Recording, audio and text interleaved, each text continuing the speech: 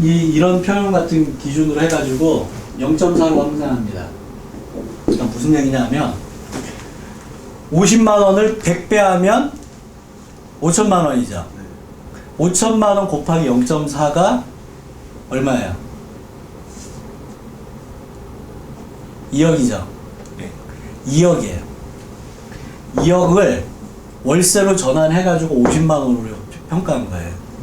그러면 보세요. 2억 플러스 3억 5천 하면은 5억 5천이고, 이건 얼마죠? 3억 6천에서, 30만 원, 300만 원, 3천만 원, 3천만 원 곱하기 0.4 하면 1억 2천. 1억 2천. 1억 2천 플러스 3억 6천 하면은 4억 8천이에요. 아까 맞죠? 4억 8천에서 5억 얼마? 5억 5천이 지금 현재의 전세 가격이라는 거예요. 쉽죠? 이거 보고 현재 전세가 부분을 환산했잖아요. 그러면 작년에 최고 거래가가 4억 8천이었어요. 그런데 1월 달에, 불과 1월 달 몇 개월 만에 갱신했잖아요. 전세 가격을. 그리고 그 전세가 왜 여기 표시가 안 됐을까요? 집주인들이 전세를 원하지 않아요. 반전세로 다 돌리는 추세입니다. 돈이 없으면 오지 마. 돈이 없는데 어떻게 할 거야? 그럼 이사 가. 이게 집주인들의 지금의 행위예요. 이걸 전세로 놓는다면 더 받아요. 근데 나는 전세 보증금 이만큼 받고 나 월세를 더 받을 거야. 지금 이러고 있는 상황이거든. 그럼 이 물건은 5억 4,700에 받아서 전세나 월세 부분으로 우리가 아까 전략을 짰잖아요. 이슬씨가. 이슬씨 전략을 이제 우리는 평가합니다. 어떻게 평가하냐? 이거에 대한 총 투자 금액은 1억 2천이었죠. 그죠? 자, 1억 2천을 투자했을 때 우리가 대출을 5억 4,700에, 잘 보세요. 곱하기 80% 대출을 하면 얼마죠? 4억 3,760. 4억 3,760인데 개인으로 하면 대출 부분을 80% 대출했을 때 3% 기준합니다. 1년에 대출이자 얼마예요? 4억 3,712만 1,312만 원이에요. 그러면은 월로 109만 원입니다.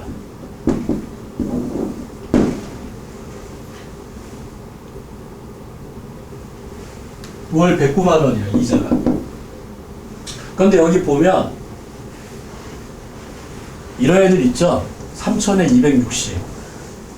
109만 원, 만약에 내가 보증금 3천만 받겠다. 그럼 109만 원 내고 150이 남죠. 그죠? 베스트죠?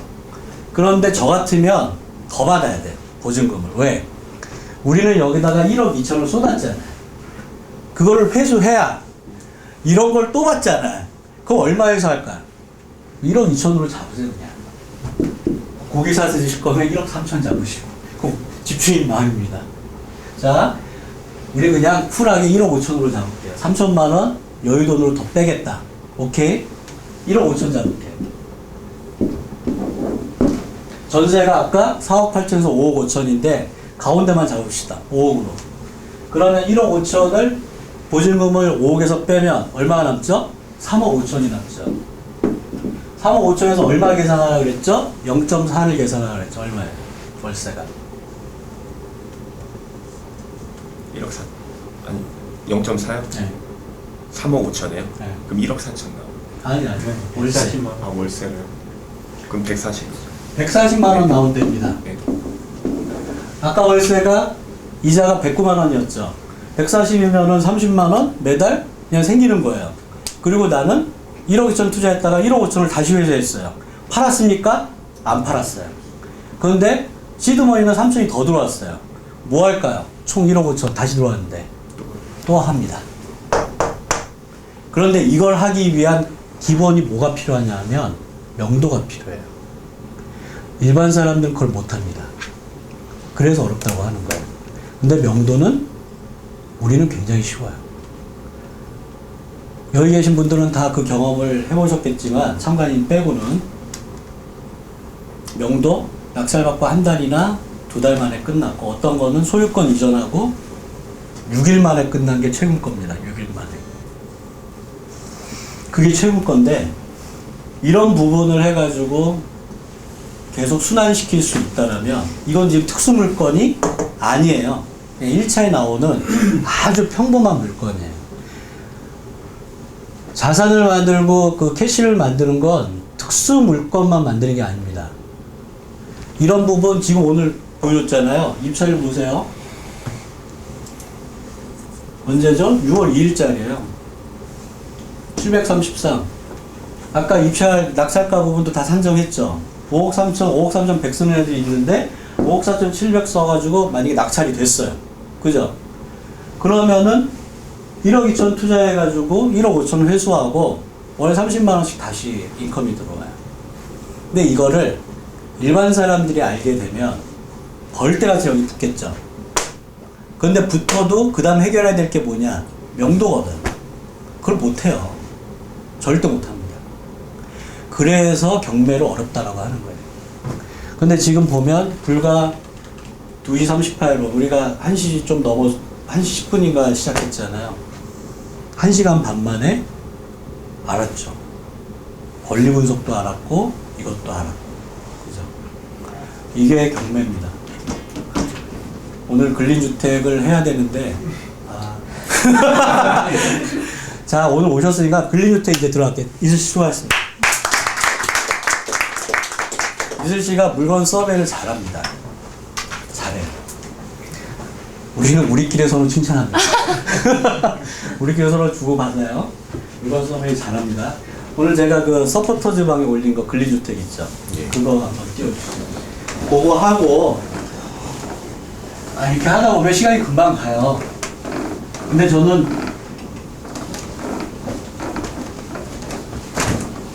권리 분석이나 낙찰가 산정, 배당까지 지금 시간에 다 사실은 끝났습니다. 이제 오늘 이후에는 다음 주부터는 실전으로 계속 분석하고 낙찰하고 이런 부분도 들어갑니다. 오늘 이제 근린 부분에 대해서 하나만 더 설명할게요. 비영형 마이크를 한번 들어주시죠. 예. 설명하는데 왜? 삭스가 맞췄어. 여기.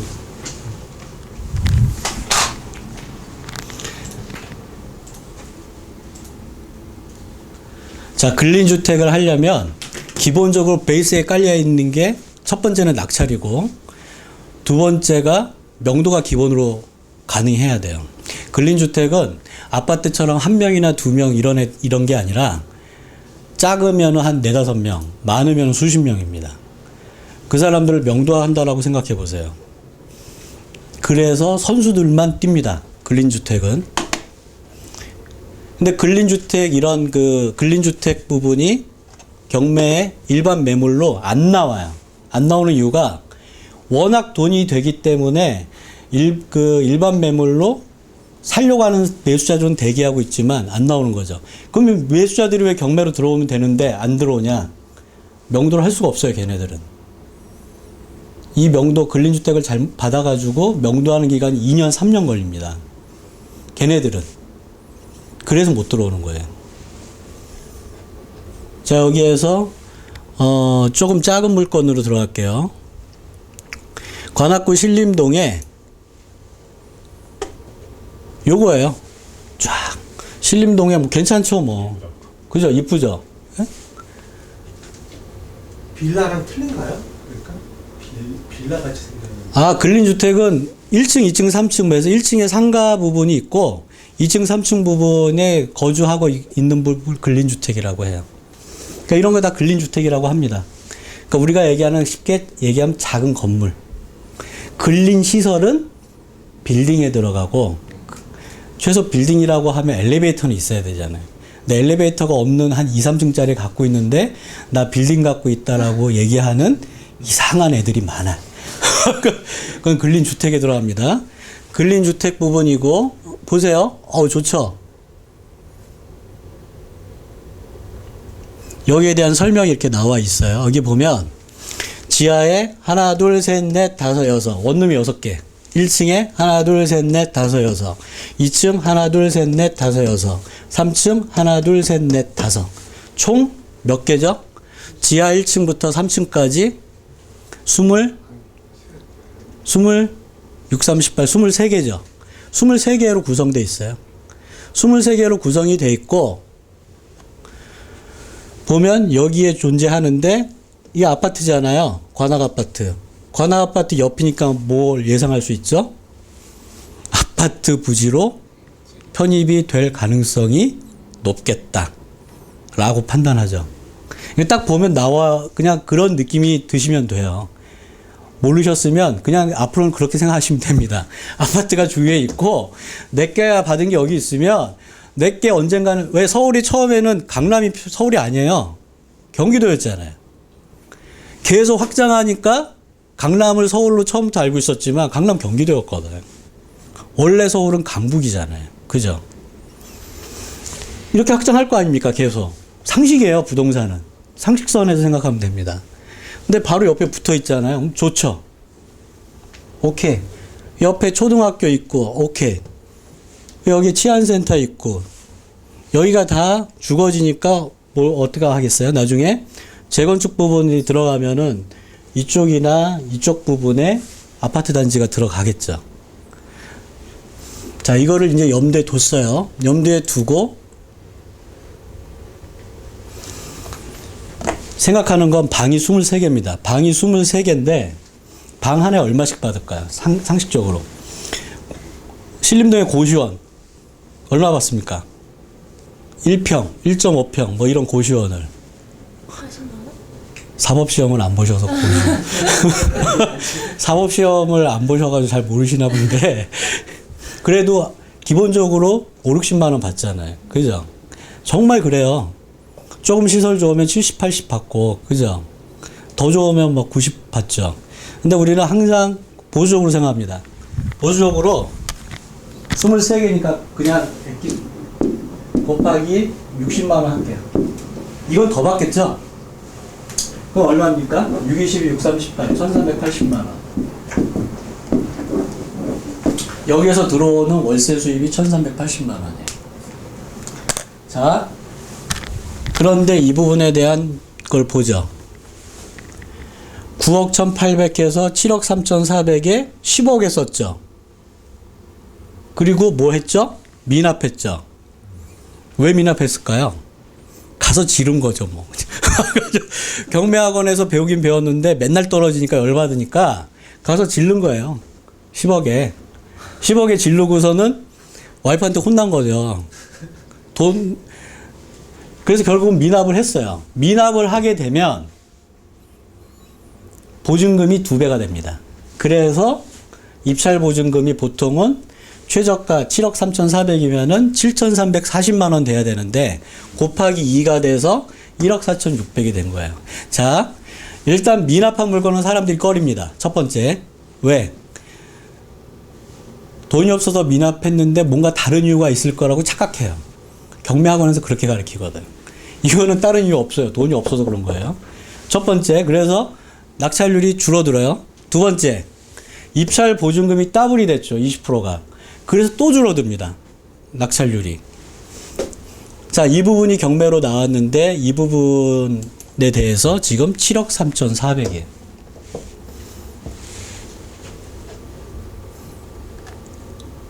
비호수는 크죠. 이것만 본 게 아니라 이거 나머지 건을 다 봤으니까. 근데 여기 이렇게 보시면 그냥 다 보세요. 보시면 임차보증금으로 6억 5천이에요. 언제? 2012년, 2011년. 근데 보증금만 받은 애도 있고 월세 받은 애도 있죠. 그 기준이 2012년 기준입니다. 그리고 이 건물에 대한 토지와 건물을 평가한 기준 자체가 언제? 2013년. 그래서 얘가 이걸 쓴 거예요. 이거 써도 남으니까. 근데 돈이 없으니까 자기는 납부를 못한 겁니다. 입찰가를 산정을 해요. 입찰가 산정을 해가지고 입찰을 받아요. 저는 한 9억 정도 생각합니다. 9억. 9억 정도 생각하는데 9억에 쓴다고 했을 때, 낙찰을 받는다고 했을 때 만약에 이걸 처음에 9억 1800이었을 때 받았으면 끝났죠. 그래도 돈이 남는 거거든요. 9억이라고 할게요. 그럼 자기 자금 얼마 들어갑니까? 20%, 9, 28.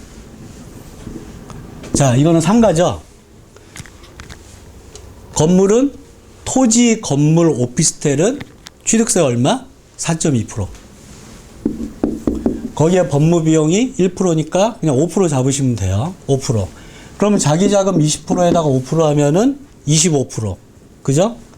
내가 낙찰을 9억에 받았으면 25%. 얼마죠? 9, 28, 5, 45, 2억 2,500. 맞나요? 2억 2,500이 실투자 금액이에요. 이 꼬마 건물을 인수하는 비용이. 그런데 여기 뭐가 있습니까? 23명의 임차인이 있어요. 임차인이 있는데 하나만 볼게요. 얘 배당 받을까? 얘 배당 받을까요? 못 받을까요? 뭐라고 써 있죠? 경매 등기 후 전입신고. 자, 소액 임차인이라 하더라도 배당을 언제까지 그 신고해라. 이 시기가 지나서 배당 신고를 한 거예요. 그래서 전입 일자가 경매를 진행한 날을 볼게요.